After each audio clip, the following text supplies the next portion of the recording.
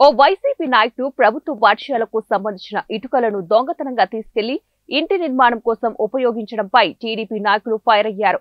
కర్నూలు జిల్లా కోసిగి మండలం సాతనూరు ప్రభుత్వ ఉన్నత పాఠశాలను టీడీపీ నాయకులు ముత్తిరెడ్డి, రామరెడ్డి, తోవి రామకృష్ణ, జ్ఞానేష్లు పరిశీలించారు. డిప్యూటీ డీఈఓ వెంకటరమణకు ఓ వైసీపీ నాయకుడు పాఠశాలలో ఉన్న ఇటుకలను దొంగతనంగా తీసుకెళ్తే స్కూల్ ప్రధానోపాధ్యాయులు ఏం చేస్తున్నారని వారిని ప్రశ్నించారు. ప్రభుత్వ సొమ్మును దొంగిలించిన వైసీపీ నాయకుడు కురుబ మరిస్వామి పైన వంట ఏజెన్సీ నిర్వాహకురాలు కురుబ శివమ్మ, తాయన్నపై కేసులు నమోదు చేసి చర్యలు తీసుకోవాలని డిప్యూటీ డీఈఓ వెంకటరమణారెడ్డి మరియు ప్రధానోపాధ్యాయురాలు శ్రీదేవికి వారు తెలియజేశారు.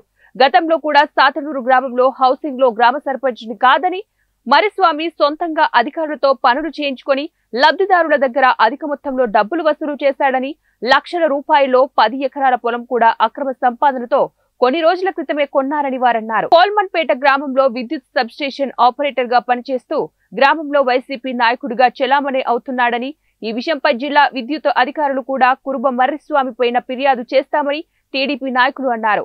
హౌసింగ్ లో అవినీతి చేయడం వల్లే విద్యుత్ అధికారులు కూడా ఉద్యోగం నుంచి గతంలో సస్పెండ్ చేశారని అన్నారు. ఈ కార్యక్రమంలో టీడీపీ నాయకులు నాగేంద్ర, వెంకటేష్, రఘు, మధు, మాదేవ, దేవన్న తదితరులు పాల్గొన్నారు. నాయకుని ఇంటిని తర్వాత స్కూల్ బిల్డింగ్ పరిశీలించడానికి వచ్చాము. అదే ఇటుకలు వాడిన ఇటుకలు ఇక్కడ మర్రిస్వామి ఇంటి మీద వైసీపీ నాయకుని ఇంట్లో మొత్తం ఈ కాంపౌండ్ ఇక్కడ నుండి ఏ పెద్ద చూసినా అదే అదే విఆర్ఎస్ ఉంది. ఇక్కడ కింద కూడా ఉన్నాయి కొన్ని స్టాక్. ఈ ఇటుకల్ని ఈ స్కూల్ బిల్డింగ్ వెనకాల నుంచి ఆ విండో నుంచి తీసుకొచ్చి ఇంటి నిర్మాణానికి వాడారు. దీన్ని అధికారులు కూడా పరిశీలించాలి.